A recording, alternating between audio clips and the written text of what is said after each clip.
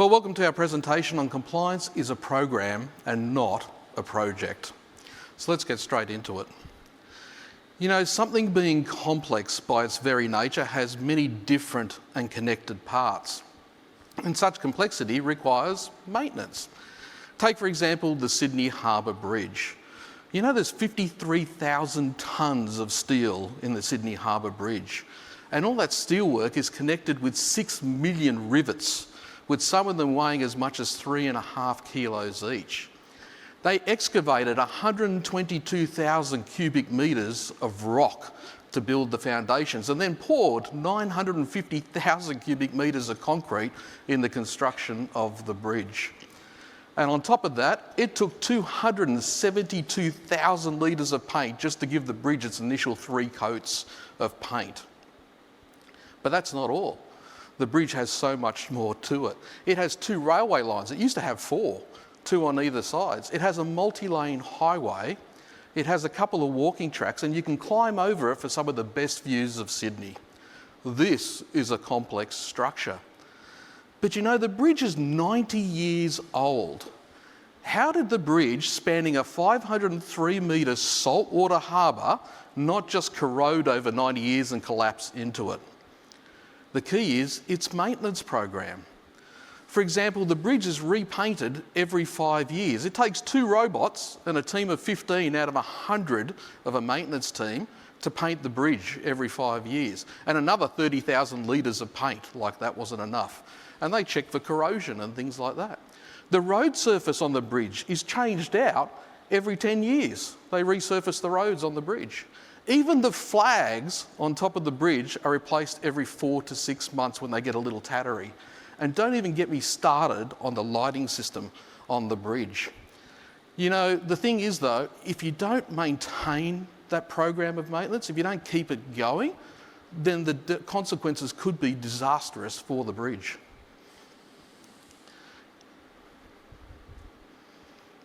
There we go. The New South Wales government was saying there that protecting the intricate web of steelwork from corrosion is one of the most important factors in conserving the structure.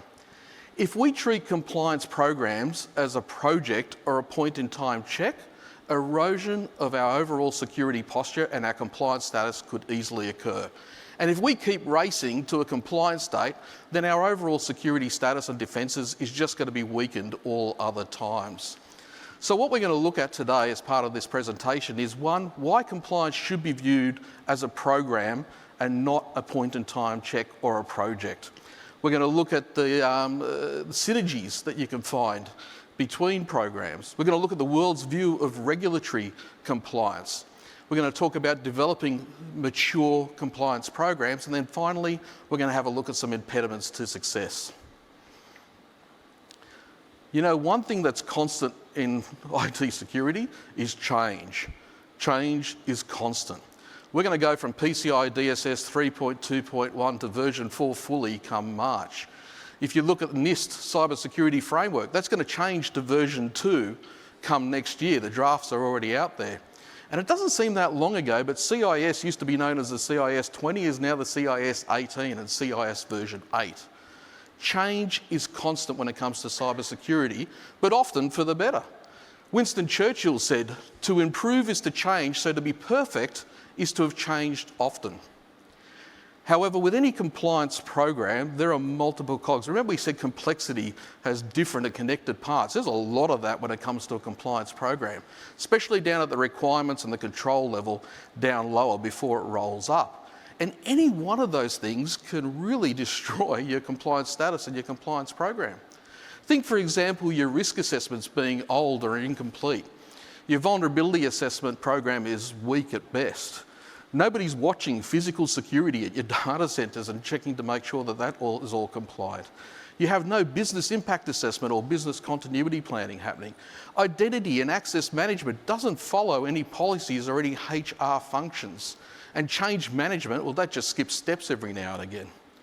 Any one of those things can really destroy what you're working to achieve when it comes to compliance. So who's watching all those different and connected parts, all that complexity to ensure that you remain compliant right throughout the year and not just as a point-in-time check? because you don't want to sprint to an oncoming, fast approaching date. I want you to imagine for a moment climbing up 1,332 steps of the Sydney Harbour Bridge. I've done it, it's a great view from up there. But now if I told you I want you to run those steps, then you think, well, that's a whole other ballgame. You know what they call that in marathon terms? They call that Heartbreak Hill. And the reason they call it Heartbreak Hill is because you've been running for a considerable amount of time, and then you come to this little slow incline on your run, and that's okay. But then that run gets steeper and steeper and steeper, and you get to the top, and now you're not even sure you're going to finish the race because it's just broken you. You know, running compliance like a project just prior to your compliance date up a steep hill will most likely see you fail to finish the compliance status at all. You'll get to the top and may find that you're not even compliant at all because you didn't maintain compliance throughout the year. And even if you do get to the top and by some miraculous reason you are compliant, you roll down the other side of the hill too exhausted to maintain it. And then this race starts all over again the following year. It's just not a great way to approach things. And the longer you wait to make your run to compliance, the steeper the hill is going to get. And then once you get there, let's say you manage to make it to the top of the hill and you are compliant, or non-compliant, sorry, then what happens? There's a massive management pressure on you, leadership pressure to become compliant, because all of a sudden somebody wants their AOC to show that you're a compliant organisation, or there might be fines involved and reputation damage. So you don't want any of that to happen. And then you have the whole reassessment thing to encounter as well. It's just a really bad scenario. With an overarching compliance program plan, with accountable people, with a change and risk management approach, and with good communication, you can flatten out your curve and make it so much easier on yourself. What you're aiming for is a little bit of a smooth curve, if you like, just a little bit of heightened activity during your assessment period as expected, but nothing that'll see you run to the point of exhaustion and not be able to maintain it later on. To quote Winston Churchill again, and I can't tell you why I keep quoting Winston Churchill, he just had a couple of really good quotes. He said, "Let our advanced worrying become our advanced thinking and planning." If you do the latter, you don't have to do the former. And so that's what we really want to achieve. So let's take a look at the world's opinion of regulatory compliance and see if that can't alter our opinion on how important maintaining a compliance program is. You know, the Sydney Harbour Bridge has 4 bearing pins. They're 4.2 metres long, 37 centimetres in diameter. And if you can imagine the 2 arches going down on either side of the bridge where the towers are, the pins just slot in there. Now, each one of those pins can hold 20,000 tonnes of load. How do they know that? Well, when the bridge had 2 railway lines down either side when they first built it, they loaded it up with 96 steam locomotives and their coal carriers, and then measured it. They made sure that the design specifications were complied to, and they've maintained it ever since. Now, as somebody who drives over that bridge quite frequently, I am really glad that they did that, they tested it and they maintained it, because I really don't want to end up in the drink when I'm driving over the Sydney Harbour Bridge. Isn't it amazing how a little perspective can change your view on compliance? You know, the World Economic Forum Cybersecurity Outlook report for 2023 had this to say. It says business leaders and cyber leaders support effective enforcement of regulatory compliance. 76% of business leaders and 70% of cyber leaders agreed that further enforcement would lead to an increase in their organisation's cyber resilience. What has got them so spooked? Well, to the point where they're okay with regulatory compliance.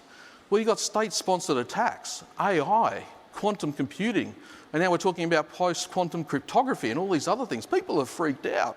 They think to themselves, well, I've got this perimeter to protect, but now I've got all these supply chains and third parties and service providers that can all offer attack vectors into our own organisation. So the World Economic Forum report went on to state, organisations believe properly enforced regulations and the quality of cybersecurity across their sector and supply chains would improve if there was regulatory compliance. Now, interestingly enough, this has been building for some time. It's not something that's just happened overnight. These results just didn't appear. For example, in the United States, the Federal Trade Commission sued a hotel chain because they had 3 data breaches over 2 years. Now, this happened in 2012, and I'll explain why I'm going that far back in a moment. The FTC said in their website, if you care about your client's security, and you should, you want to read this entire opinion. Now, the reason they were telling you that is because they were firing a shot across the bow to tell everybody, we have the teeth to make sure that you remain compliant. And in this case, they did, because there were millions of fraudulent cardholder transactions that occurred as a result, and the data was lost to the likes of Russia. So what ended up happening? Well, they got a 20-year court ruling, 20 years, that the company would have to be PCI DSS compliant and protect cardholder data under court order for 20 years. Do the math. They're still under the court order. So they really got some teeth that they can use to make that happen. And that was all upheld on appeals as well, so there was no way around that. But they're not alone. The Japanese Ministry for Economy, Trade and Industry, when it came to the Olympic Games, made sure that everybody that was going to accept credit cards were PCI compliant. And to this day, just in 2022, they updated their credit card security guidelines. The Japanese government is getting on board with a hands-on approach to compliance. So when it comes to enforcement of regulatory requirements, the world is getting on board. So how can we build a program as strong and as flexible as the Sydney Harbour Bridge to make sure that we can meet these demands? You know, the Sydney Harbour Bridge didn't come about by accident. It was designed and constructed. The same is true of any compliance program. But you might be thinking, with all this complexity we've been talking about, how hard is it to really set up such a program? Well, let's just examine that just for a moment. You know, there are a lot of requirements out there today. Imagine there's a company out there that has ISO 27001 to comply with, PCI, DSS, and you know, because we're really mean and they have a headquarters in Europe, they've also got to comply to GDPR. So they're going to cover all of those things. So much duplication of effort would occur if you were to treat each and every one of them as a single project. They should all flow up to an overarching compliance program. And there are multiple reasons why that will work in your favour. The first is being synergies between the actual standards that can help you reduce duplication of effort. So what we did is we created a mapping. We found tools out there and mapping documents with solid relationships between standards. So where you see the solid lines, that's basically, there are solid documents out there and mapping tools that show the relationship between those requirements and controls in those standards. Where there are dotted lines, some third-party documents and others have written documents to suggest how they could map with each other. Now, going back to our requirement for ISO 27001, GDPR and PCI DSS compliance, do you notice they all have a solid line mapping to ISO 27001? There's a commonality between them all, to the point where one deliverable could cover all 3 of the standards. Now, we're not saying there's a one-to-one correlation between all of those standards, but there's enough to take out a lot of duplication of effort. Now, another reason why a common program is important is if the assessment cycles for those standards are different.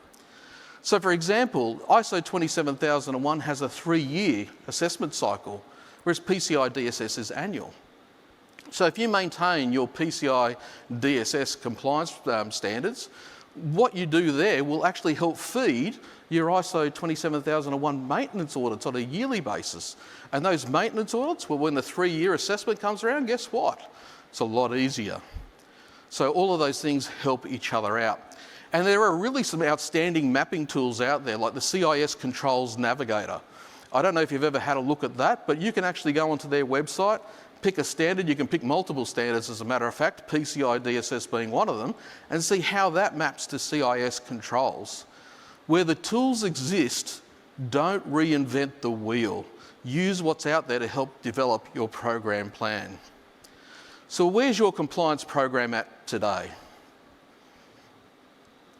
You know, as part of any program, we want to continually improve, but we might not be sure where our program sits today or where it needs to be in the future. So let's have a look at some rankings, if you like, or stages of a compliance program to see where you're at and see how you could improve. So here we're at the initial level. There are generally minimal or no processes or procedures in place. They are disorganised, and being compliant usually means you're relying on some individual in the organisation to be able to do that. They can't be replicated, your processes and procedures, for success again. And for management, they view compliance as just a tick in the box or something to just get out of the way. And the staff don't know how their day-to-day job impacts the compliance of the organisation as a whole. We'll call that the terrible level. So we really don't want to be at that level at all. Which brings us to the repeatable level. So basic project management techniques are in place and success could be replicated. However, things haven't really still been documented that well.